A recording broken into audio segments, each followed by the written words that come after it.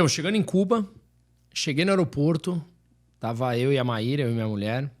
A gente desceu do avião, a hora que chegou lá naquele... Você chegou o quê? 2 dias depois que a gente, Sim. né? A hora que a gente desceu ali naquele saguão, eu não lembro se era meio avermelhado, meio amarelo ali, onde tem a parte da alfândega. A gente entra na fila, eu olhei e falei...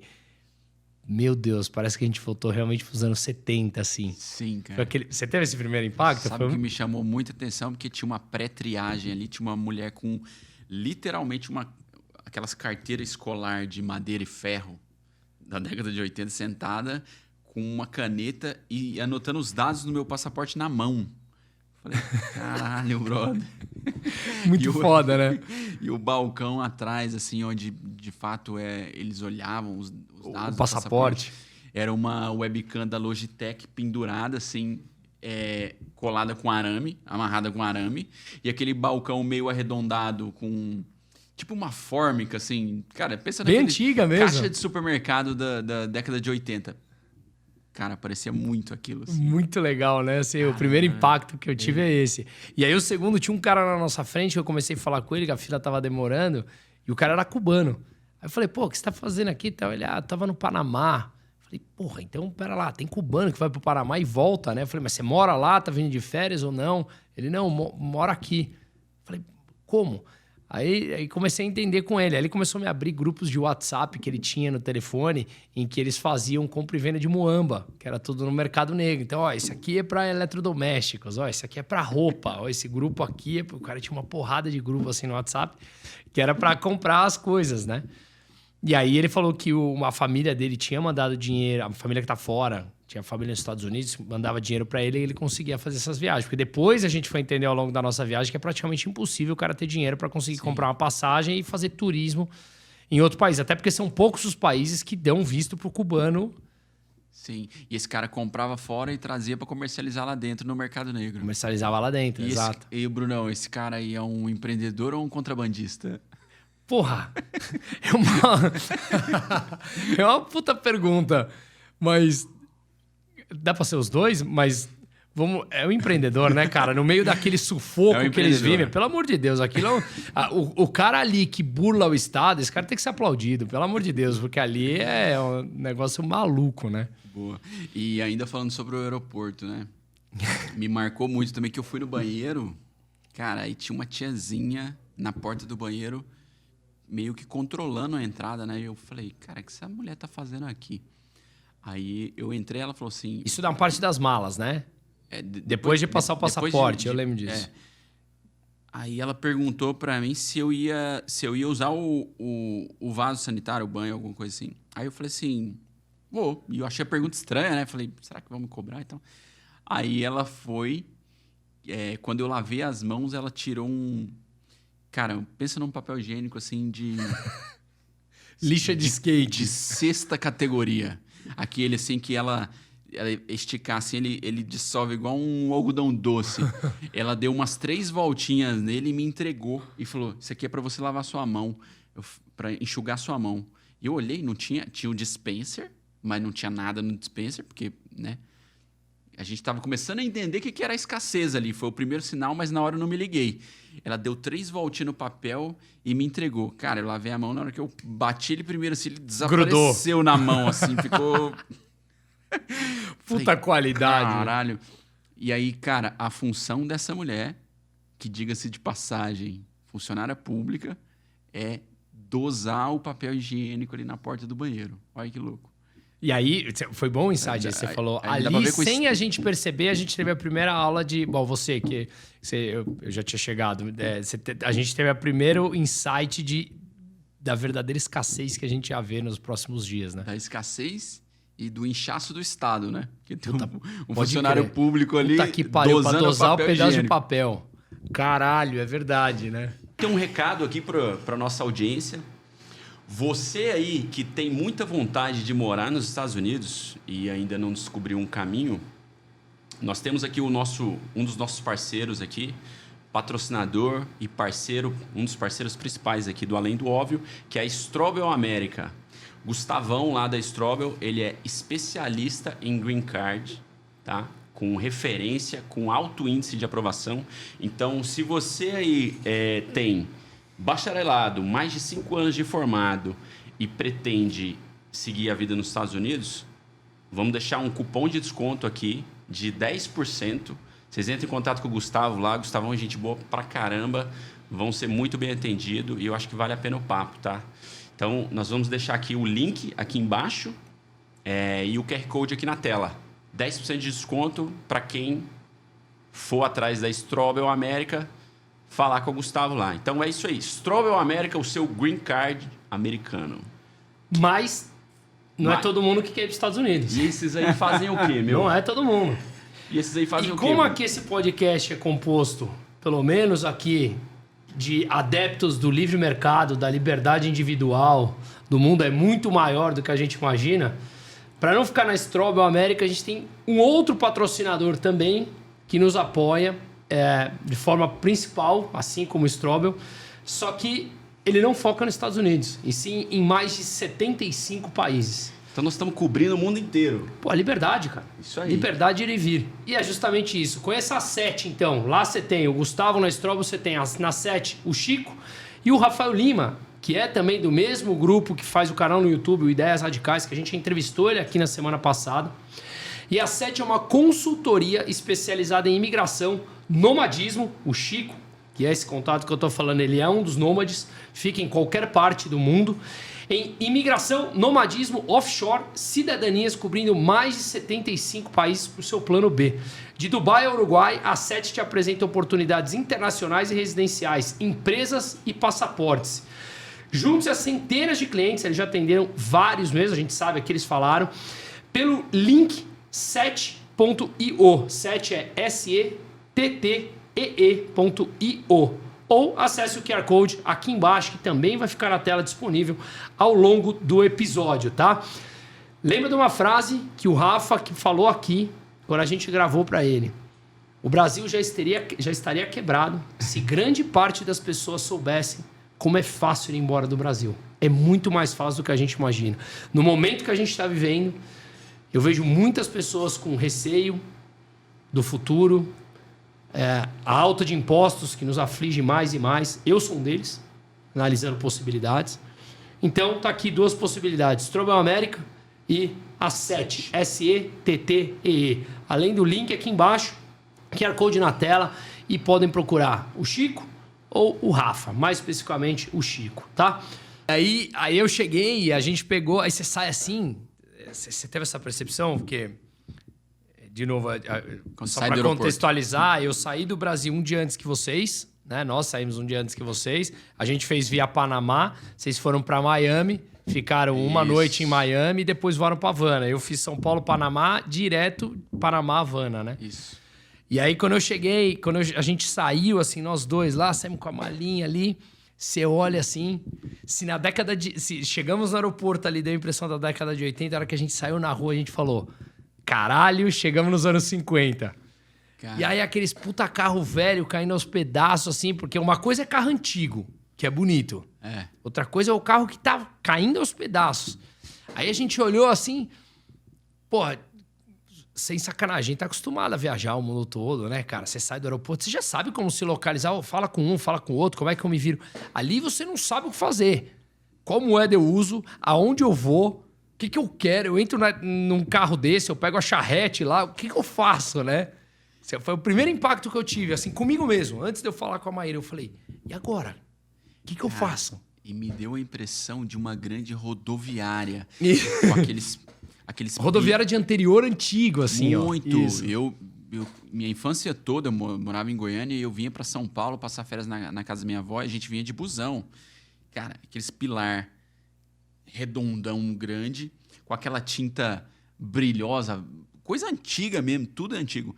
Cara, se não fosse pela roupa das pessoas que estavam ali, tipo, se as pessoas estivessem com roupa de época, se eu saísse do aeroporto, eu juro, cara, minha cabeça ia entrar em pane ali, que eu ia falar, voltei no tempo. Literalmente, eu ia falar, voltei no tempo.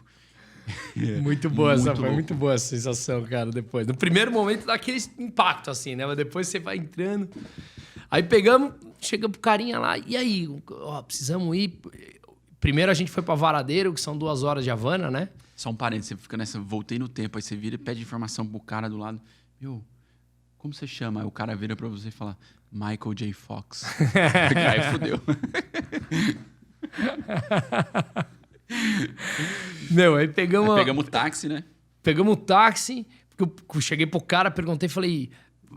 Primeiro a gente passou uns dias em Varadeiro, né? Que são 2 horas ali de Havana, uma região turística das praias. E depois que a gente passou a segunda metade da viagem em Havana, na capital.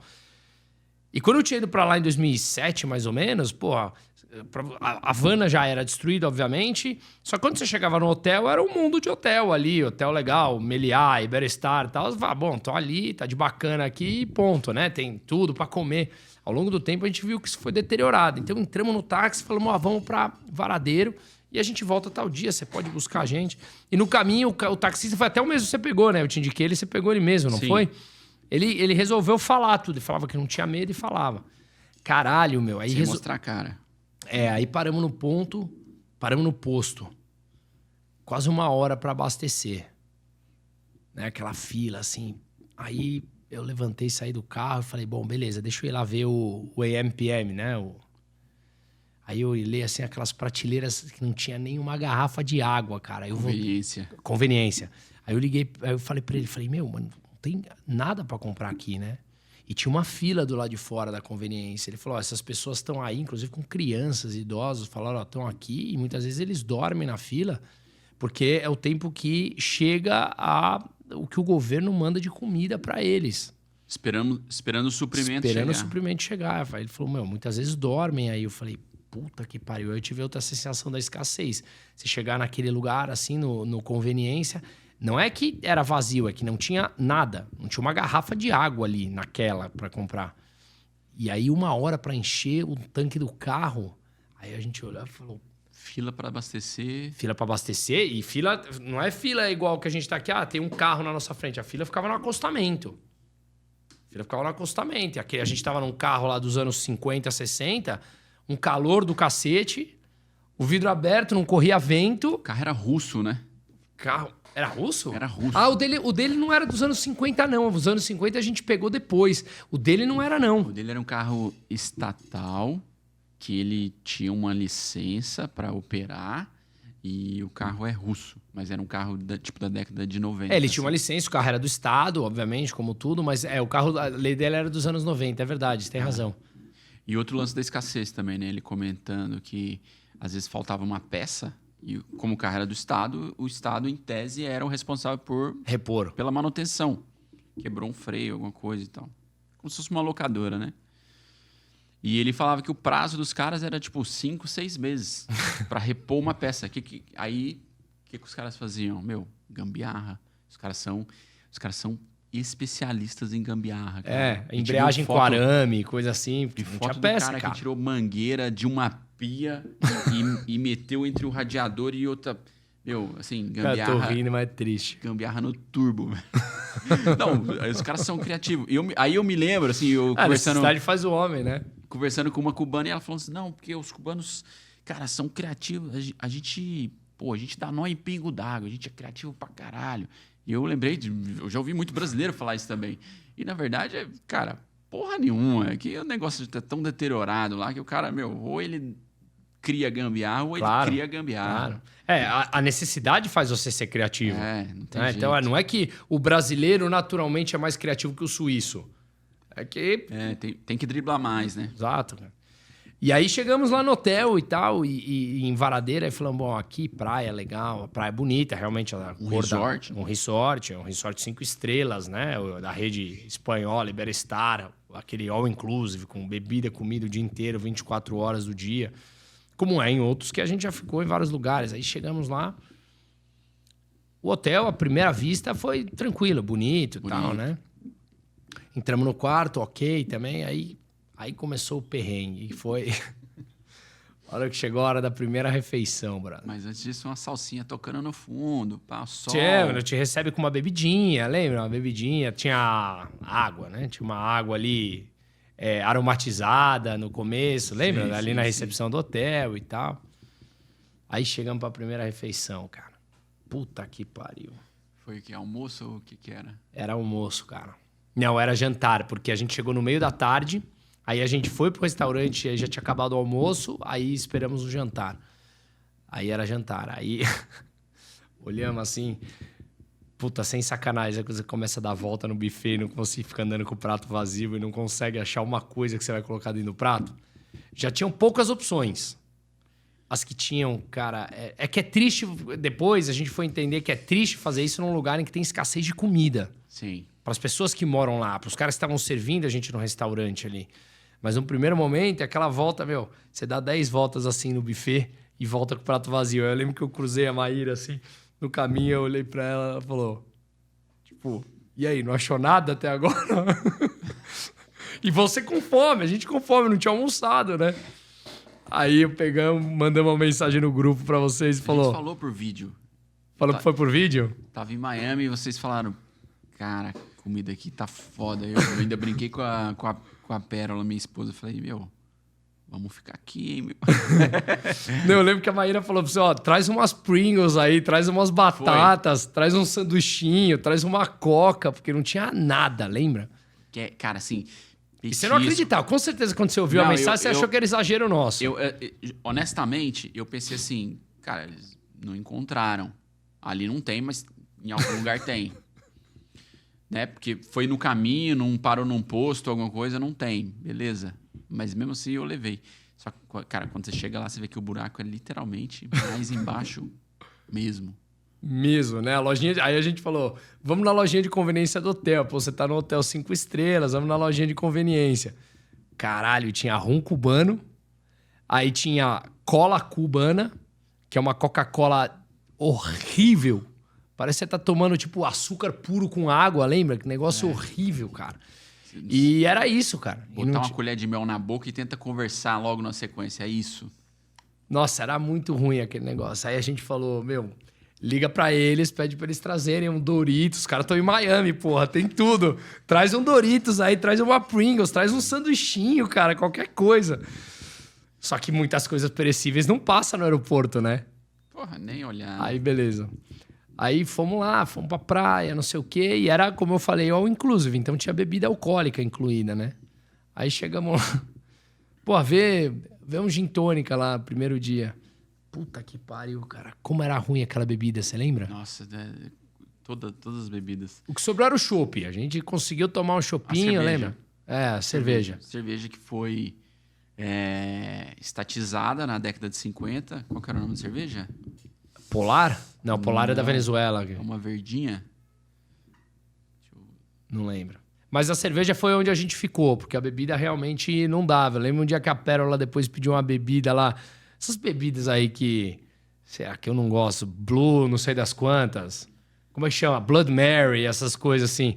A Pérola molhou a boca, lembra? Ela falou, puta que pariu, mas não dá pra tomar esse negócio, cara. Doce, sabe aqueles negócios de corante? Cerveja Cristal. Verdinha. Uma cerveja Pilsen que geladinha dava pra beber. Mas os destilados, assim, no geral, todas as bebidas muito aguadas, muito qualidade bem inferior, assim.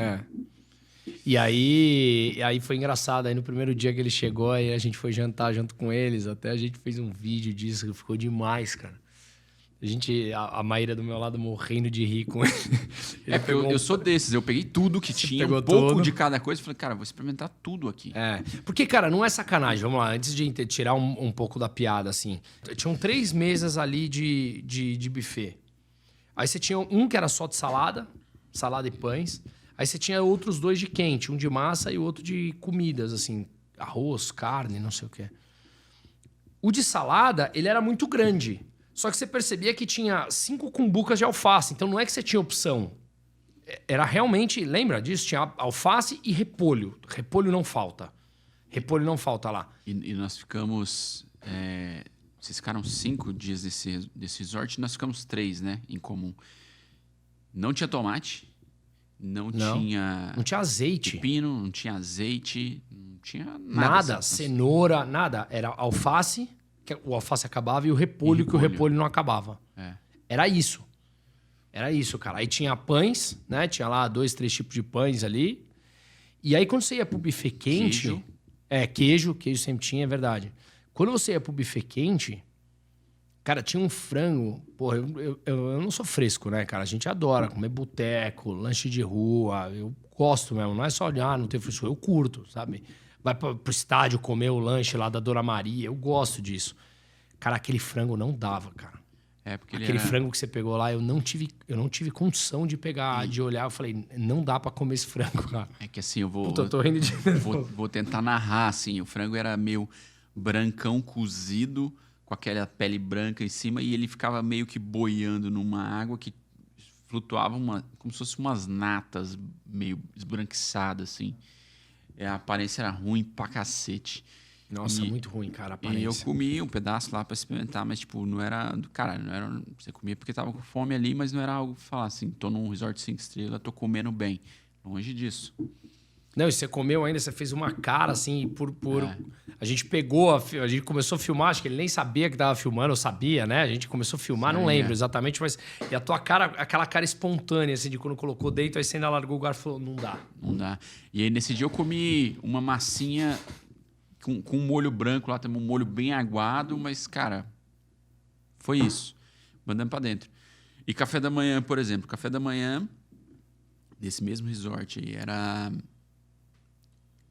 Cara, o que salvava ali era pão, queijo e ovo. E o café preto era bom. Café... Eu tomo café puro, sem açúcar, era um bom café. Era café, pão, ovo, queijo, manteiga. A fruta era bem mais ou menos. As frutas eram todas brancas e duras. Aquele e sem gosto. melão e mamão branco, assim. Aquela coisa meio seca, assim, sabe? Tipo, o abacaxi você não conseguia... Literalmente, você não conseguia quebrar ele no dente. Então, tipo, era uma aparência, assim, meio de borracha, assim, nas frutas. Sem gosto, aquela coisa meio... Enfim, fruta não dava ali. E aí, o café da manhã todo dia, cara, era café preto, pão com manteiga e ovo. Os caras faziam uma omeletinha ali. E era gostoso, né? Mas gostoso. ao mesmo tempo, o omelete era gostoso, mas ao mesmo tempo trouxe uma situação, um episódio triste, cara. A gente estava comendo ali um omelete e cada um tinha pedido um omelete de 3 ovos. Então, pô, nós estávamos em 4 na mesa, a gente estava comendo ali naquele momento 12 ovos. E veio a garçonete e falou que eles... Não. Na verdade, a gente foi fechar um tour com aquela professora universitária que trabalhava vendendo o pacote de turismo e ela que falou desse... que você vai contar agora. Então, ela contou que ali... Mas depois a garçonete também mencionou que eles tinham direito ali a uma cartela de ovos por família a cada 2 meses, né? 12 ovos a cada 2 meses. Deveria ser mensal, mas a frequência já estava ultrapassando já. Por causa de escassez e tal. E aí a garçonete, quando a gente estava voltando no episódio do restaurante, quando a gente estava comendo lá os 12 ovos, ela chegou e começou a contar pra gente. Que, pô, ela não tinha essa quantidade de ovos, tinha a cada 2 meses e tal.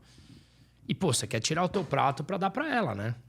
E aí veio o primeiro choque, em que ela falou que ela não podia pegar, nem se a gente deixasse no prato. Falei, como assim, cara? Como assim? Você não pode? Então você se sente mal de comer, porque você tá vendo que a pessoa ao teu lado não tá comendo, não tem na casa dela pra comer, e ela tá trabalhando ali num restaurante. E vale lembrar que os ovos, na cesta básica deles ali, já era... Assim, você tinha ovo quando faltava ou o frango ou o picadito. Você lembra do picadito? Lembro. Picadito, nas palavras deles, eram carnes de 4ª ou 5ª categoria. Pô, nem sei se existe isso, mas estou replicando o que ele me falou. 4ª ou 5ª, triturada com um pouquinho de farinha. Eles fazem uma parada triturada, esse é o picadito. E por que isso? Porque falta escassez da carne. Do frango. Tem escassez do carne frango. Vermelha esquece. Carne vermelha esquece. A gente nem viu lá direito. Vimos na rua, com aquela cheia de mosca, a gente vai chegar lá, mas que faltava, então o governo não tem mais frango, e ele falava que há meses não recebia frango, então recebia um pouco de picadito. E quando a gente fala de frango, vamos lembrar também, quando recebia frango, eram 430 gramas de frango para a família inteira por mês. Tipo, não dura nada. E aí, na falta do frango e do picadito, vinham os ovos. E aí teve eu acho que o episódio mais chocante, assim, foi ainda relacionado ao tema da comida e tal. Teve um dia, tinha uma outra garçonete que sempre atendia a gente ali no jantar. Muito simpática, assim. Aliás, o povo cubano sempre... Nota 10, cara. muito Sorridente. simpático, te tratam bem, não te extorque. Cara, assim, os caras são 10. E a gente trocava uma ideia com ela toda vez, brincava, né? Ela fazia piadinha com o meu chinelo, que roubaram meu chinelo lá. Eu ia com o chinelo da minha esposa, ela ia dar risada. Roubaram o meu também. Aí, Mas com certeza foi hóspede ali, né? Não sei, mas levaram. Aí teve um dia que a gente saiu da mesa, eu, o Bruno e a Maíra, ficou minha esposa sentada. E essa garçonete chegou nela, abordou ela e falou assim: olha, posso te pedir uma coisa? Aí ela falou assim: pode. Aí ela falou assim: tem um lombo de porco ali no buffet, no jantar, que eu tô grávida e eu nunca comi lombo de porco. Você poderia pegar um pedacinho pra mim? Aí ela falou assim: nossa, meu Deus. Leva tudo, né? Claro, claro. Aí ela falou assim: não, mas pega no teu prato aqui. Ela tinha acabado de comer, o prato tava sujo, assim. Ela falou: pega, pode pôr aqui mesmo, você deixa aqui, eu vou passar pra recolher. Então, assim, cara, pensar que a mulher que devia ter seus uns 28 anos, assim, de idade, nunca comeu lombo de porco, porque, assim, era, em tese, uma parte nobre que nem chegava pra população, chega pro hotel. Eles falaram que a parte da carne, quando tem, ela vai pros hotéis pra passar a imagem pros turistas que tem alguma coisa, sabe? É destruidor, assim, Aí cara. a Pérola pegou o talher dela sujo, assim, deixou em cima da carne, assim, ela passou e recolheu, levou lá pra dentro pra poder comer, cara. Tipo, E teve outra vez também que a gente estava comendo, o almoço era... A gente comia na piscina, lembra? O almoço, porque a comida era tão ruim no restaurante que a gente falou, puta, na hora do almoço vamos comer um lanchinho aqui e depois à noite a gente janta. E aí você tinha duas opções, né, de almoço. Ou era hot dog... os petiscos ali petiscos no dia. Ou era hot dog, era uma pizza. Aí, toda vez que como a gente tomava café mais tarde, a gente ia pedir o hot dog e tinha acabado. Aí lá, acabou as duas. Aí no dia seguinte, acabou as duas.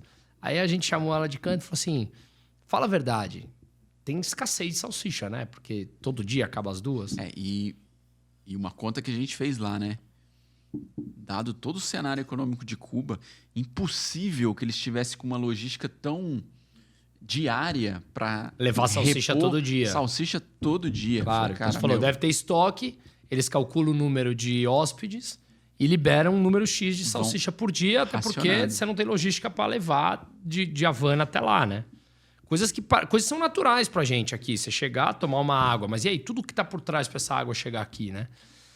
E aí a mulher confessou pra gente, falou, realmente, escassez não, é racionamento. A gente raciona. A gente raciona tantos por dia, aí beleza, então dá uma pizza. Aí, a pizza era um pedaço de pão, lembra? Porra, intragável. Desse tamanho assim, um pedaço de pão, com uma fatia de queijo em cima, ou seja, era pão puro. E eles chamavam de pizza. E um molho que, tipo, o molho era até meio... Ele ficava quase que rosa, assim, né? Só dava aquela lambrecada, assim, em cima da pizza, metia uma fatia... E você comia, você sentia... Você estava comendo um pedaço de massa ali só. Massa. E aí é isso, né? Acho que lá o episódio... E o sandubinha lá que o cara fez na chapa lá... Sandubinha que a Maíra não quis comer. Com repolho. Tava bom, cara. Eu comi, tava bem. Era tipo pernil com repolho. Isso. É que ele, suando as bicas... mão com aquela unha preta... Pegava o pão com a mão, abria... Conta do guardanapo. Aí a Maíra falou assim, porra, isso aí eu não vou comer. Eu comi, tava ok, né? Tava ok, cara. Sinceramente, a gente tava comendo tão mal lá. A gente já se adaptou naquele momento ali que, tipo, cara, não era um negócio que fala, puta, tá delicioso, mas era um negócio que, cara, eu vou ter que comer alguma coisa. Isso aí era um ok. Exato. Eu fui... Ele não tinha prato. Ele fazia o teu lanchinho assim, não tinha prato. Né? Não tem prato. Então ele coloca o teu lanche no guardanapo. Né? E te dá, com a mão dele, pingando de suor, ele te coloca e te dá, assim. 20% de lombinho de porco e 80% de repolho. Exato. Fazer um mescladão, metia no pão. Isso, e tinha uma batatinha chips, lembra? É. Uma batatinha chips, lá. Ele colocava tudo junto no guardanapo, te dava o guardanapo, você ia lá pingando, escorrendo o guardanapo, assim. Aí cheguei na mesa, comi e falei, dá outro aí. Tava com fome, vou pegar outro.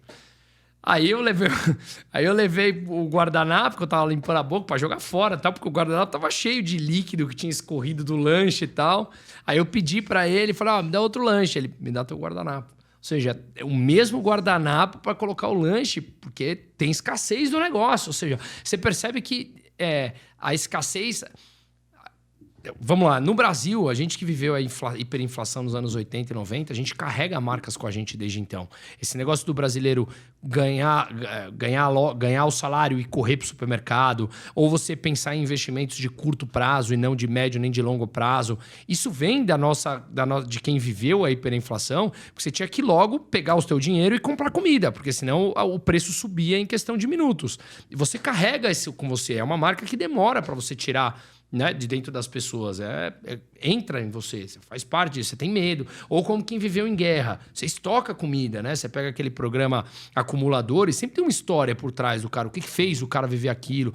Ou às vezes perdeu o filho e o cara tem medo de perder mais alguma coisa. Tudo tem história disso.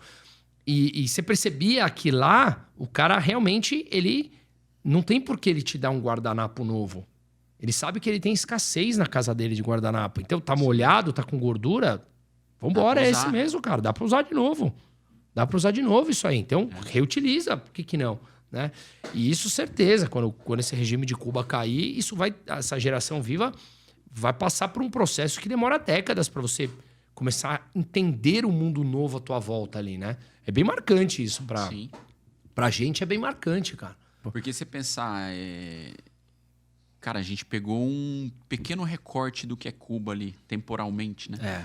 Eles podem ter passado, como a gente ouviu relatos assim, né? Sei lá, os caras deve ter cubano ali que tá há mais de 6 meses sem ver um papel higiênico na frente. Tipo, isso é real, sabe? A gente, e até citando um outro momento aqui, né? Quando a gente ficou em Havana, a gente ficou num Airbnb e a mulher que cuidava ali... vamos pra Havana, que ali tem histórias mais interessantes também. A mulher que cuidava ali do Airbnb, que fazia o café da manhã pra gente todo dia e tal. É uma cubana, ex-enfermeira. Formada. Aliás, todos que a gente conversou, né? Uma era professora universitária, o outro era médico, o outro era não sei o quê. Todos eles escolhem ir... Vamos só fazer um parênteses aqui. É um Airbnb... Vai pensar, mas tem empresa americana lá, é uma cubana, casada com um italiano, mora na Itália. Há 17 anos. Há 17 anos, o prédio por fora parecia que caiu, tinha caído já algumas bombas no prédio, parecia de tão destruído que estava a fachada dele. A gente chegou lá de táxi, o cara subiu a nossa mala com um gancho lá de cima, que ele puxava assim, lembra? A mala subindo. A gente subiu, a gente olhou e falou, como é que a gente vai ficar aqui? Asfalto destruído, aquelas poças na rua, com aquela os fios aparecendo, aquela água preta, assim, nas poças, assim. A gente falou, como é que a gente vai ficar aqui? Mas quando a gente entrou no apartamento, impecável, porque ela trouxe até a maçaneta da Europa, cara. Né? Tudo. Ela mora lá. Ela trouxe o apartamento inteiro, desde as janelas, tudo ela trouxe da Europa e montaram ali. Enxoval e tal. Então, assim, lá dentro a gente ficou bem confortável ali. Bem confortável. Mas continua o que você estava falando. E aí tinha essa senhora que era enfermeira formada, abandonou a enfermagem, e ela, segundo palavras dela, né, ela ama a enfermagem, mas ela abandonou porque ela cansou de se deparar com situações de escassez, de faltar, às vezes, agulha, gases, curativo, remédio. Cansou de acontecer. Ela falou, cara, não consigo conviver com isso. E ela foi trabalhar no turismo. E ela fazia o café da manhã ali pra gente. Abriu uma geladeira e abriu um armário, tinha Doritos, tinha Coca-Cola. Cara, a gente parecia uma criança. Tudo comprado no mercado negro. Tudo comprado no mercado negro. E a gente pagaria por aquilo também, né? Em dólar, claro. Ali e tal, em dólar. Lembro que a Coca-Cola era $1,90. Não lembro. Mas ali, pelo menos ali a gente tomava uma cervejinha... Uma cervejinha com uma batatinha, com não sei o que, você fala, nossa, vida de novo, né? Água mineral na garrafa. Exato. E a gente saía na rua, aquelas... Realmente a infraestrutura completamente deteriorada, né? Aqueles prédios realmente há 50, 60, 70 anos sem o menor cuidado, né? As portas caindo, as janelas, a rua com asfalto quebrado e aquela poça preta. Cenário de guerra. Os fios todos aparecendo, vários prédios que caíram e o espaço tá lá. as crianças ali descalça, brincando no chão, correndo de um lado para o outro, os carros dos anos 50 passando, chega à noite, não tem iluminação elétrica na rua, né? Iluminação pública na rua, né? Energia elétrica, então a gente, andando no escuro ali por completo, o único que sai é a luz da janela das casas, que eles costumam ficar com a porta aberta e as pessoas do lado de fora, porque realmente não tem perigo. E estranhamente, né? Ultra seguro. Ultra seguro, a gente veio descobrir isso, né? Sim, você vai com o celular na mão, filmando. Com dólar, que é ultra escasso. Dinheiro no bolso e, tipo assim, não tivemos a menor sensação de insegurança. Não. Eu até comentei num outro podcast, morei na Espanha, morei em Barcelona, eu me sentia mais seguro andando ali do que andando em Barcelona, que já é super seguro também. Tipo assim, isso é bizarro, assim. E a gente veio descobrir que é porque realmente você tem uma lei que ela é levada a sério se você tem roubo a turista, etc. e tal. O cara fica em cana há 20 anos, entendeu? Então, chance, assim, a gente andando, celular, total, dólares, né? E sem problema nenhum. E é interessante também mencionar o lance da livreta, né? Da livreta, mas antes, só para não passar batido do tema do Airbnb, a gente ficou num prédio que era de 3, 4 andares, né? E aí o apartamento que a gente estava tinha um apartamento do lado que era espelhado, né? E perguntamos para a mulher que cuidava lá, falei, quanto custa um desse aqui? Que tava meio que abandonado ali. Ela falou, isso aí, você não pode ter transação ali comercial e tal, mas as pessoas compram no mercado negro também os imóveis e tal. Faz um escambo ali qualquer. Ela falou, não, esse que vocês estão, ela comprou por $5.000. Tipo, um apartamento que tinha, sei lá, uns 100 metros, uns 80 metros. 80 metros tinha. 80 metros. $5.000, cara. E aí a gente fazendo a conta de padeiro lá, né? Porque a gente ficou 3 noites ali, a gente pagou $440. Então, dá $146. Se você for falar que vai alugar 200 diárias no ano, que eu acho que é conservador, essa mulher fazia $30.000 por ano ali. Pagando 5 no apartamento. E esse mesmo apartamento tinha sido comprado por uma cubana que morava na Suíça. Ela estava reformando, trazendo as coisas da Suíça. Isso, o vizinho, né? O vizinho. Exato. Então, assim, tem todo o risco, né, de empreender, mas, cara, olha, o retorno... E a gente contou essa história no outro podcast e veio uma senhora no meu Instagram, inbox, falou, Fábio, eu queria investir no mercado imobiliário de Cuba, como que eu faço? Eu falei, eu não sou a pessoa para te indicar, cara. Eu só estive lá, né? Ai, que loucura, meu. Loucura, né, cara? Mas aí a gente desceu e saiu andando e começamos a entender o que era aquilo, né? Porque antes a gente estava dentro de um hotel onde estava tudo pago, a gente pagou daqui, então a comida em melhor ou pior qualidade, como a gente falou, ela estava lá disponível. O que tinha estava lá disponível. Você não colocava a mão no bolso, a cerveja aquela... Mas aí a gente foi para a vida realmente em Havana, né? Sair na rua, comprar, ir num restaurante, como é que funciona e tal. Conversar com os cubanos. Aí que a gente começou a entender a verdadeira situação do comunismo cubano de hoje, né? Que é um mercado em que a escassez ela é total. Eu, por exemplo, sempre conto essa história. Eu esqueci um cortador de unha, eu vim cortar 12 dias depois no Brasil. Eu não achei um cortador de unha. Farmácias, lembra? Não achava. Não tem absolutamente nada. Entramos, você tem os mercadinhos estatal. E o mercadinho estatal, um que aceita a livreta, que é o livreta nada mais é do que um livro que todo cubano recebe. E lá consta o que você vai receber do governo todos os meses. Então...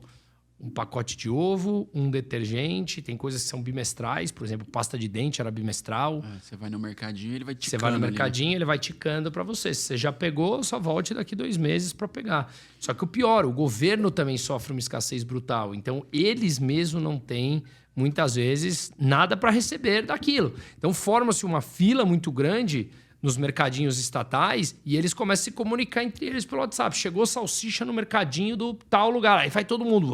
Cara, e fomos em muitos mercados que, assim, a prateleira gigante tinha, assim, 2 barrinhas de sabão aqui e um negocinho lá, tipo, tudo vazio, assim, né? Então tem a libreta, mas eles não tinham para fornecer. Não tem para fornecer, não. Esse volta ao que a gente falou da carne, né?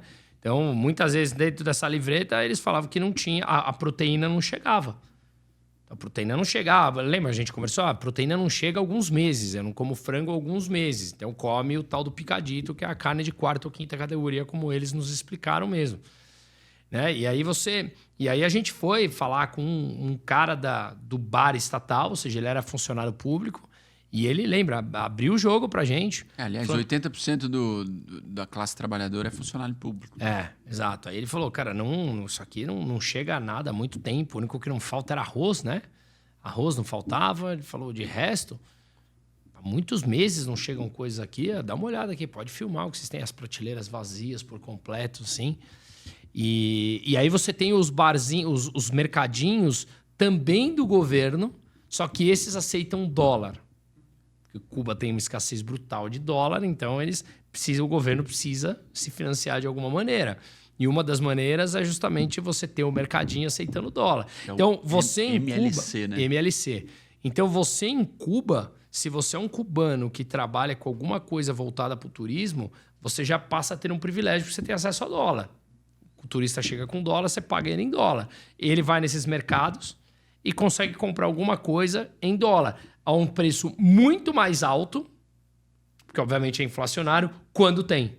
Porque carne, por exemplo, é uma das coisas que fazia meses que não chegava. Mas vale lembrar que ele tem um cartão, ele precisa carregar aquele cartão com moeda estrangeira e o governo ainda taxa come uma parte do dólar que ele carrega o cartão. Então o governo ganha nessa transação aí também. Então, claro, e o dólar que vem de fora para esse cartão é taxado ali e o dólar que vem de dentro é taxado ali.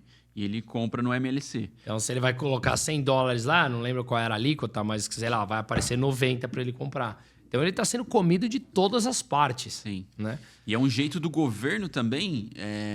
Assim, a gente acabou entendendo que tentam segurar ali na unha o que sobrou da economia dessa forma, porque tem 1.700.000 cubanos que estão fora de Cuba. Isso representa, acho que, 15% da população. Então, esses caras estão mandando dinheiro para dentro. Né? Então, é muito comum você encontrar... cada família que você encontra, é comum que uma pessoa esteja fora. E essa pessoa meio que está sustentando a família que ficou, mandando dinheiro, mandando dólar para dentro. Então, o governo vê que tem essa injeção de dólar de fora para dentro e arrumou um jeito de taxar esse fluxo aí. E aí tem esses mercados MLC, manda o dólar, ele taxa ali e os caras conseguem consumir. Agora, a população que não tem acesso a dólar, seja porque não está vinculada ao turismo ou não tem alguém mandando dinheiro de fora para dentro, cara, esses estão fodidos. Esses aí estão fudido por completo, cara. Porque não acessa o MLC, que é esse mercadinho, e fica completamente dependente daquilo que o governo dá. Da miséria que o governo dá, e aí faltam as comidas, falta uma caixa de uva a cada 2 meses para a família inteira. Então, realmente, a situação ela é catastrófica. E aí tem aquela narrativa mentirosa, é a saúde de Cuba. A saúde de Cuba é catastrófica, porque você não tem o mínimo do insumo básico para trabalhar. Então, pensa que como é que um funcionário vai trabalhar com uma cabeça boa se ele não tem o que comer? Como é que um médico vai trabalhar com isso ganhando 15 dólares por mês de salário? Né? Que não ganha em dólar. Mas como ele vai sobreviver com isso? Como é que ele vai, se ele não tem máquina, se não tem cortador de unha? Como é que você vai educar uma pessoa se você também não tem mínimo de comida, que isso atrapalha todo o teu desenvolvimento corporal, teu desenvolvimento de estudo? Como é que você ensina uma criança? Fora que você tem uma educação completamente doutrinada. Então, todas as escolas você tem a imagem do Che Guevara e do Fidel Castro na porta, né? Eles têm que bater uma continência lá para eles quando entra, lembra? Tem um hino que eles têm que cantar, Viva a Pátria, Viva a Revolução. Só que você percebe que manifestações eles têm que ir, senão vai perder alguma coisa na chamada, na nota. Do governo. Então, se ele não vai em alguma manifestação para o governo, ele perde aquilo. Só que, na realidade, no dia a dia, você não vê mais apoiador nenhum do regime. Não tem mais, porque o cara já testou tudo. Ele já viu que o que entrega é aquilo. Depois a gente vai viver isso na Venezuela da mesma maneira, guardadas as devidas proporções. Mas que a pessoa olha e fala, não tem mais como apoiar. E foi muito interessante, porque muitas pessoas nos falaram assim, olha, pessoas, sei lá, de seus 20 e poucos anos, falava assim, o meu avô apoiava a Revolução lá no final dos anos 50, que foi em 59. Então ele achava, olha, o comunismo vai funcionar, todo mundo igual e tal. O meu pai já começava a acreditar e já é um descrente. A nossa geração já abomina. Porque o parente que tá lá fora, ou amigo, ou alguém sempre tem alguém próximo que tá fora. E, curiosamente, o WhatsApp, Instagram funciona. Então, o cara vê a realidade lá fora.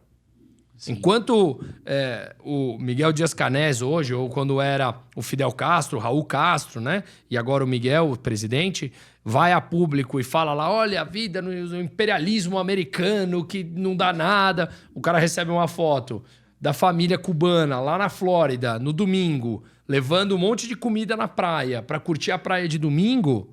O cara fala, também quero, né? Eu recebi um vídeo agora, semana passada, de um amigo meu me mandou um vídeo de um cubano nos Estados Unidos e ele abrindo o primeiro contra-cheque dele. E ele se emocionando, assim. É um vídeo muito legal de ver, assim.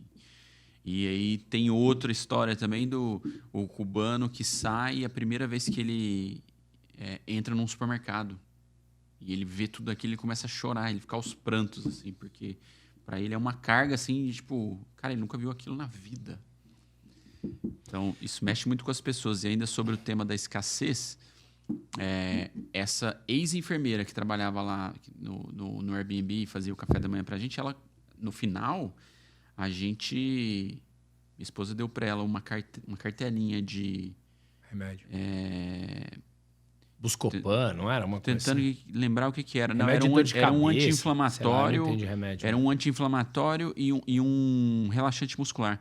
Cara, ela literalmente encheu os olhos d'água. Ela falou, meu, isso aqui é ouro aqui. Quando a gente precisa, a gente simplesmente não tem onde achar. Quando acha no mercado negro, custando em dólar, óbvio. E é uma loucura, assim. Então, tipo, ela ficou super grata porque recebeu uma cartela de anti-inflamatório, cara. Olha que bizarro. A gente deixou pasta de dente, desodorante para as pessoas, né, que cuidavam da casa. Então, E essa sensação da escassez, a sensação que você falou do cara quando chegou no supermercado... Porra, quando eu cheguei no Brasil, depois de 12 dias, eu lembro que eu fui no supermercado, eu me impactei. Imagina eles, com as opções. Eu me impactei. Eu comigo, assim, eu olhei e falei... Cara, posso escolher. Assim, eu senti isso comigo. Então, imagina esse cara que nunca tinha vivido isso. É brutal, assim, é brutal. Sim. E dando um gancho aqui ainda sobre a educação, né? Todos os cubanos que a gente falava, assim, 95% não queria mostrar a cara. Então, você sente que o medo existe ali. Eles querem falar. Primeiro, eles analisam bem quem é você, vê que a gente realmente era turista. Aí, eles se abrem. Aí, dá para conversar. Mas eles não querem mostrar a cara. Esse é o primeiro ponto. Segundo, que a gente descobriu que tem ali o que eles chamam de CDR, que é o Comitê de Defesa da Revolução. São pessoas ocultas que a função delas é te dedurar para o Estado. Então, e na descrição até fala dedurar atos antirrevolucionários. Antirrevolucionário porque ali eles consideram que eles estão vivendo a Revolução Cubana. Então, esse é o ponto. Então, assim, tem todo esse ambiente, né? A gente conversando com o taxista, por exemplo, eu falava, cara, o que você está contando aqui para mim, você conta no teu grupo de amigos? Ele falou assim, cara, eu não falo nem pro meu grupo de amigos. Tem um amigo nosso que era um cara muito crítico, ele simplesmente foi preso por um motivo qualquer. Mete o cara lá 30 anos na cadeia, arruma qualquer outro pretexto e prende o cara. Então, existe esse medo, né? As pessoas não querem falar e aí, como eu falei, né? Vamos linkar isso para educação. Imagina um professor que tem um pensamento contrário. Qual a chance dele expor isso, cara? Qual é a chance dele expor isso numa sala de aula? Qual a chance dele ir contra a Revolução Cubana? Não vão. A meta dele ali infelizmente, é jogar o jogo. Então, acho que isso responde um pouco da tua pergunta, né? Da qualidade da educação. O que é qualidade da educação? É ser doutrinado? Tudo, né? Infraestrutura elétrica, infraestrutura de saneamento... Fotos de escola com teto caído e as crianças debaixo do sol ali assistindo a aula. Não, realmente pesada a coisa. Não tem cimento em Cuba, difícil de achar. A gente passeando, a gente fazendo tudo a pé lá, obviamente, a gente atravessando a Havana a pé, de repente você vê, isso tudo também é antigo, aquelas barraquinhas de madeira vendendo carne, ou supermercadinho, a gente entrou, lembra? E aí a carne A carne, a gente chegou no supermercado em que a carne ela fica exposta, mas a gente está acostumado aqui que a carne está numa bandejinha, alguma coisa assim. Não, lá ela está exposta em cima da madeira, como se estivesse em cima dessa mesa aqui, um monte de filé assim. Quando tinha, né? O que tinha de filé. Filé, sendo generoso. Claro, Os pedaços de porco, e era carne de porco só, né? Nem era bovina. E a gente olhou de longe ela estava completamente preta, a gente chegou a um monte de mosca em cima. Pra caralho. Mosca pra caralho. Então aí a gente foi no outro supermercado, lembra? E no supermercado aqueles alface já preto, né? Então assim, você percebe que o nível da escassez te coloca... A tua cabeça é outra. Uma coisa é ter. Mosca é a nossa cabeça daqui. Você ter carne já é mais importante do que a carne com mosca. Com mosca não importa, né? Você vê que o ser humano realmente, a gente se adapta. E ali eles nasceram nisso, né? Porque quem tá... Se o Fidel Castro entrou em 59, pensa que a grande parte das pessoas vivas cresceram nesse sistema de hoje, né? Então, para eles, muitos não saíram, né? Diferente do que a gente viu na Venezuela, que muitos saem e voltam agora, por questões que a gente já explicou. Em Cuba, não. O cara que sai não volta nunca mais, porque... A coisa é completamente degringolada, né? E falando em sair, um outro ponto importante, né? Apesar de ter já 15% das pessoas, dos cubanos fora de Cuba, eu estava em Miami, né? Antes de ir para Miami, para Cuba, no café da manhã, eu estava tomando café da manhã no hotel, estava passando uma matéria de um barco à deriva que foi achado com um cubano morto na costa da Flórida. Provavelmente um cara que tentou fugir... morreu e ficou à deriva ali. O governo cubano, ele impede as pessoas de saírem de Cuba. E aí, para sair, você tem que... mas formalmente... Que aí os defensores aí tem brasileiro aí de universidade pública aí que defende regime, né? Mas os caras não põem o pé lá para saber como é, né? Não é que você é proibido. Você não é proibido. Lá você pode fazer. Claro, aí o governo... quer que você comprove que você tenha vínculos em Cuba, quer que você comprove que você tenha motivos para voltar, e se você não consegue comprovar isso, você não sai de Cuba. Fora a dificuldade de você conseguir juntar dinheiro para comprar uma passagem. E aí nós vamos lembrar, geograficamente, que Cuba é uma ilha. Ou seja, você não tem como tentar escapar via terrestre. O cara tem que nadar no mínimo 115 quilômetros para chegar no sul da Flórida e enfrentar ainda todas as barreiras que você tem. De nadar, de frio, e depois passar a conseguir entrar nos Estados Unidos. Porque você está entrando de maneira ilegal. Ou seja, você está ilhado. Literalmente você está ilhado, né? Ilhado. E aí tem nessa questão do cara sair ou não... Então, hoje as pessoas que saem é porque tem alguém que está fora, mandou grana para o cara poder sair. Só que, como eu disse, né, não é simples de sair por conta de todas essas burocracias impostas pelo governo. Aí, a gente conversando com um outro cubano lá, ele disse que a nova rota de fuga de Cuba era via Nicarágua. Os caras voavam para Nicarágua e os caras iam terrestre. Nicarágua, Guatemala, Honduras, El Salvador, México, Estados Unidos. 45 minutos, assim, num rolê absurdo, meio de deserto, debaixo de água. Uma coisa louca, assim. Então, e aí eu tava com ele dentro do carro. São meses de caminhada, né? Pesquisamos ali, voo de Cuba para Nicarágua, $4.000. $4.000. Tipo, um voo que deveria custar, sei lá, $200. Por quê? Porque a demanda tá bizarra. Os cubanos nessa rota de fuga. E aí, falando ainda sobre Nicarágua, quando a gente estava indo embora de Cuba, a gente passou do raio-x ali, tinha uma menina de... Cara, ela devia ter seus 21 anos, assim. Ela tava com uma criança no colo, uma criança, assim, bebê, assim, de... Sei lá, devia ter uns 6 meses, assim, magrelinho. E eu via na cara dela, assim, que ela tava completamente insegura ali, ó. Ela passou a gente passou do balcão ali onde você dá os passaportes. Depois a gente ia colocar as malas no raio-x. E ela virou para mim e perguntou: é aqui que eu pego o voo para Nicarágua? Olha, tipo... Cara, na hora já me caiu a ficha. Eu falei, essa menina tá fugindo. E a gente ainda tava no raio-x. Ela ia chegar no saguão ainda para saber qual que é o portão de embarque. Então, assim, claramente ela nunca tinha pisado num aeroporto. E aí ela teve que tirar os sapatos para entrar no raio-x. Eu até falei para ela, me dá que eu seguro, sua filha e tal. Ela, obrigado. Ela passou Passou depois do raio-x, ela foi calçando o tênis, eu segurando a criança, ela... é aqui que eu pego o voo para Nicarágua. Cara, eu vi claramente, eu vi no olho dela, assim, a insegurança, a preocupação. Ela tava fugindo, cara. Ela tava dando all-in ali. E vai chegar na Nicarágua que tem Ortega. Não, e vai chegar lá e vai ter que fazer tudo isso, provavelmente, para fugir da Nicarágua, que é outra ditadura. É. Tudo tem que ter autorização do governo, cara. Se você tiver... E aí você olha e fala, mas quais pré-requisitos do governo para ter? Aleatório. Você vai embora, não vai, não tem. Num regime desse você não tem. É como agora até... Hoje a gente estava falando de manhã em casa, assim, de um caso específico, um médico lá próximo a gente, que reabriram o processo contra o cara, que já tinha, não poderia juridicamente, e aí o advogado falou, provavelmente isso aí é juiz comprado. A questão é, você vai recorrer a quem? Isso eu estou falando do Brasil hoje, entendeu? Então imagina lá, você vai recorrer a quem? Boa pergunta. Isso tem, né? Alguma coisa assim, por exemplo, você pega no interior, assim, eles têm algumas pessoas que têm sua terrinha, que planta, que tem a vaca, até por isso o queijo era uma coisa que não faltava, então você tinha leite ali das vacas. Mas... Não, então, lá funciona da seguinte forma. Primeiro, que o aparato agrícola produtivo é completamente deteriorado. Ainda é muito comum você ver força animal lá, carro de boi e tal, essas coisas, quando a gente passava na estrada, assim. Segundo, que toda a produção agrícola, você pode ter a sua terra, a sua fazenda, mas toda a produção agrícola, você tem uma cota para entregar para o governo, para produzir, e o excedente é seu. Só que a cota é tão alta que ninguém nunca chega ao excedente. Então você vira literalmente um escravo do governo dentro da sua propriedade.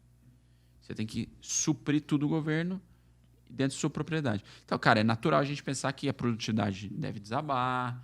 Pô, você vai ficar lá trabalhando por algo que não é teu? É óbvio. Então... Qualquer imposição de preço teto te leva à escassez, né? Diminuição da oferta te leva à escassez. Então... E teve o episódio do cachorro, né?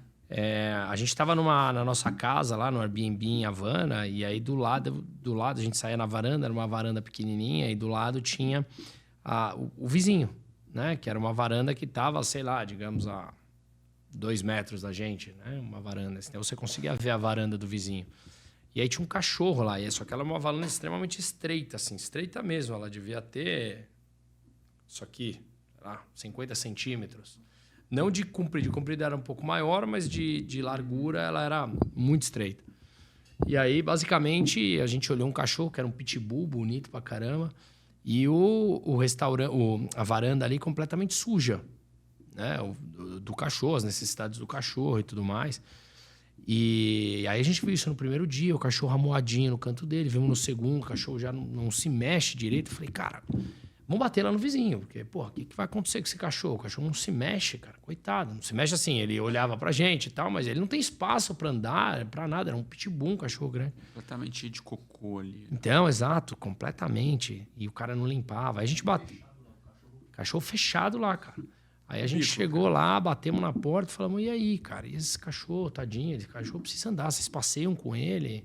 Ah, não, a gente vai quando vai de domingo. E quando limpa de domingo. Eu falei, cara, mas esse cachorro precisa andar, cara. O cachorro não consegue deitar. Não tem espaço pra ele, pelo amor de Deus, cara. Ele já com aquela cara triste, assim, né? Porra. E aí depois que a gente falou, a gente pode levar esse cachorro pro Brasil? Podemos levar embora lá? A gente se vira, dá pra alguém, numa fazenda. Compra ele de você. E aí o cara ficou pensando, topo. A gente levou ele até para comer, levamos ele num restaurante ali, o cara. Aí a gente viu que ele abriu a porta da varanda e tinha um saguão. Então o cachorro passou a circular entre o saguão e a varanda. Pelo menos ele ganhou um espaço. Deteriorada, assim. Entramos na casa dele. 3 gerações vivendo ali. 3 gerações vivendo ali, aquele teto que era de uma madeira que já estava caindo, geladeira vazia. Cara, o cubano médio. Não é que a gente entrou na favela. O cubano, é isso. A geladeira vazia, a escassez, morando 3, 4 famílias para você morar lá dentro e compartilhar custos, etc. Fios da energia, tudo pendurado. Você tinha que baixar para entrar nos fios. E aí eu falei para ele, vamos comprar? E ele, eu gosto do cachorro. Eu falei, cara, você não gosta do cachorro. Olha como é que o cachorro tá. Você não gosta dele. Você tá com apego. Cara, o cachorro vai viver bem lá no Brasil, entendeu? E ele topou, né? Aí a gente ofereceu, acho que era $150, uma coisa assim que a gente falou do cachorro. E aí a mulher dele falava, vende, vende, vende. Assim, pelo amor de Deus, não aparece $150 assim do dia pra noite. Vende, né? E aí o cara topou vender. E aí a gente falou, beleza, então a gente precisa começar a ver burocracia. Porque é uma burocracia do caralho pra trazer um cachorro pro Brasil, né? Se ele é teu, você faz a burocracia antes. Se ele não é, aí você tem que ver vacina, doença, aí Anvisa, certificado de não sei o quê. E pra tirar essas porra desses certificados tudo em Cuba? E aí a gente achou um cara que nos ia ajudar com isso. Aí depois a mãe desse cara ficou doente. Aí esse cara, quando conseguiu ir lá, bateu 2 vezes na porta da casa do cara. O cara já não atendia. Resultado, não deu em absolutamente nada, infelizmente. Perdemos 150 doletas, Perdemos 150 doletas, inclusive, é verdade. É. O cachorro tá lá. E é isso. E é isso, cara. E é isso. Ah, e só pra finalizar, eu acho que é importante também falar. Fala você disso, né? 7. Você ficou... Sei lá, acho que uns 8, mas 8, 9, sei lá. Então, eu fiquei 7 dias, você ficou 9. É isso. E que você pega muito, como você falou, muito... eu chamo de mau caráter hoje, cara. Porque uma coisa é ideologia, outra coisa é mau caratismo. Você pega um monte desses mau caráteres, como você falou de universidade pública aqui, marxista, em pleno 2023, principalmente filhinho de papai, que defende esse tipo de coisa. E quando você vai entender a fome que a pessoa, a criança está subnutrida crescendo, que não é uma que é igual aqui no Brasil, você vai na favela lá, tem criança subnutrina.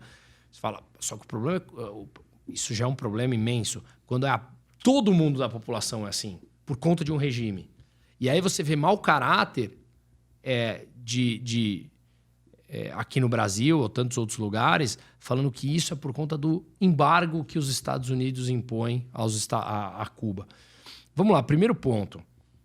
Por que é que os Estados Unidos imporiam um embargo a um país que, me desculpe, é insignificante sob o ponto de vista econômico no mundo? Se você pega o Brasil, que exporta uma série de produtos, alimenta 1 bilhão de pessoas no mundo, você fala, bom, tem uma pauta exportadora. O que realmente a Cuba mudaria para os Estados Unidos? Economicamente, o que Estados Unidos depende de Cuba, de algo que importa? O que Cuba compra dos Estados Unidos que realmente muda a balança comercial dos Estados Unidos? Ou de qualquer outro país? Mas esse não seria exatamente o motivo para não embargar? É isso que eu tô falando, é aí que eu vou chegar. Sim. Ou seja, então, mesmo que a culpa fosse de um eventual embargo, não tem sentido nenhum. Porque se fosse alguma coisa extremamente importante, ele não embargaria. Se ele embarga, veja que os números não param em pé. Se ele realmente colocasse um embargo, Cuba não faria relação comercial com os Estados Unidos. E tem. E tem, inclusive, 80% do frango consumido em Cuba vem dos Estados Unidos. 80% do frango vem dos Estados Unidos, exatamente. Então, E qualquer site aberto aí que você tem dados de importação e exportação, qualquer um, pode pesquisar aí. Você vai ver que Cuba está fazendo negócio com os Estados Unidos, com a Espanha, com o Brasil, com vários lugares. Qual a diferença? Eles têm que pagar à vista, bebê, ali no cash, porque os caras são inadimplentes. É outra história. E o embargo, eu li um artigo que falava sobre isso.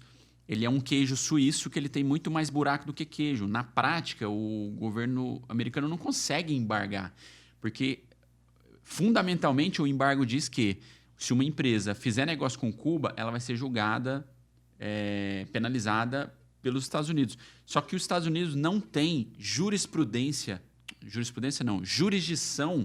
para condenar, por exemplo, uma empresa brasileira que está fazendo negócio com Cuba. É fora das fronteiras dos Estados Unidos. Então, pouco se aplica em relação ao embargo. Isso que as pessoas precisam entender. E uma coisa muito importante também, cara, que assim, eu vejo quase ninguém falar. A origem do embargo americano não é pelo modelo político propriamente dito. Ela nasceu a partir do momento que o governo cubano estatizou, nacionalizou na mão grande $1 bilhão em empresas americanas. E, obviamente, os Estados Unidos respondeu com um embargo, como qualquer país no planeta responderia. Então tá lá, ó, tem uma dívida de $1 bilhão naquela época. Nós estamos falando no início da década de 60. De 50 até. Não, foi antes da 60. Revolução. Não, 60. Foi, a Revolução foi No início da 59. década de 60. Então, assim, $1 bilhão naquela época, se você corrigir isso para valores atuais, cara, esse boleto nunca foi pago por Cuba. Então, esse é o nascimento do embargo. E mesmo assim, é o que a gente está falando. Faz negócio com Cuba. Se 80% do frango vem de lá, os Estados Unidos faz negócio com Cuba. Então, é muito irresponsável, é muito imaturo, é muito mau caratismo você atribuir a situação de Cuba a esse eventual embargo. Basta também ser um pouquinho mais inteligente e não precisa me responder, deita a cabeça no travesseiro e pensa. Olha os países que aderiram nos anos 80, 90 para cá, que aderiram o mais próximo ao capitalismo, o que aconteceu com seus PIBs per capita, com a produtividade desses países. Olha o que aconteceu e olha o que aconteceu com países como a Venezuela, como Cuba, como Coreia do Norte. E outro Não ponto. precisa estar aí, não precisa pensar como eu nesse ponto. Basta olhar o nível de situação de pobreza. Agora, é muito vitimismo você atribuir, você gerar a pobreza para a tua população e você atribuir a culpa a terceiros. Que faz negócio com você. E vale lembrar, né, Bruno, que só ficou de pé durante tanto tempo porque estava sendo subsidiado pelo governo soviético. Claro. Durante muitas décadas. Lógico. E agora a China. Então, você percebe também que a China, mesmo a China que era um país rural até o começo dos anos 2000, o crescimento da China que teve até agora foi porque ele tem lampejos de permitir o setor privado trabalhar. Nós estamos vivendo agora em julho de 2023 e você está vendo os incentivos do governo chinês agora sendo divulgados, que é textualmente falando que vai permitir que a iniciativa privada tenha mínimo de previsibilidade e segurança. Ou seja, a água bate na bunda, eles chamam a iniciativa privada. Que é quem resolve o problema. Enquanto o governo destrói, o Estado destrói, a iniciativa privada vai lá e recupera. Então, o crescimento que a China teve foi só por conta da abertura para os amigos do rei deles. E aqueles amigos do rei que falam mal, como Jack Ma, sumiu por 3 meses. E agora pagou uma multa de $1 bilhão para o governo chinês. Porra. Então veja que o quanto isso é completamente distorcido por cabecinhas maconhadas de faculdades públicas.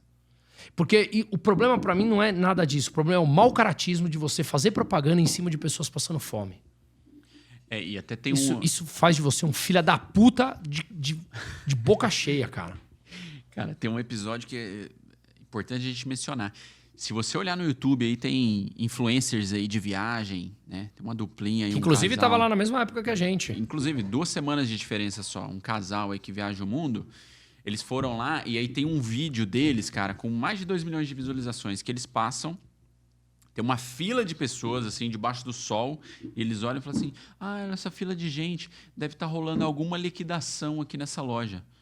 Caralho, liquidação em Cuba? E aí eu falo o que é. Essa fila são pessoas que a gente tem até o episódio que a gente encontrou a mulher na fila. E a gente conversamos filmou, com ela, então não é só para acreditar na tua voz. O que você está fazendo aqui na fila? Que a gente ouviu que chegou salsicha aqui nesse mercadinho estatal. Uma fila assim de umas 50 pessoas, debaixo do sol. Falei, caralho, que loucura. E quanto de salsicha? Aí ela tava... A gente não sabe ainda, mas é 4 ou 5 por pessoa. Salsicha. Aí a gente continuou andando por Havana. Umas 3 horas depois a gente encontrou essa mulher numa outra rua lá embaixo. Ela estava de novo na fila. Eu falei, e aqui? E aqui? Essa fila é o quê? Não, aqui parece que chegou detergente. Quanto tempo você está sem detergente? Lá, tem uns 3 ou 4 meses. É isso. E aí o cara que tem a oportunidade de viajar lá e é um cara que mostra isso nas redes, ele vira e fala que a fila é uma liquidação deve ser uma liquidação de alguma loja. Isso é desonestidade intelectual, né? Totalmente. Por isso que eu falei, isso é brincar com a fome alheia, cara. Isso não se faz. Isso não se faz.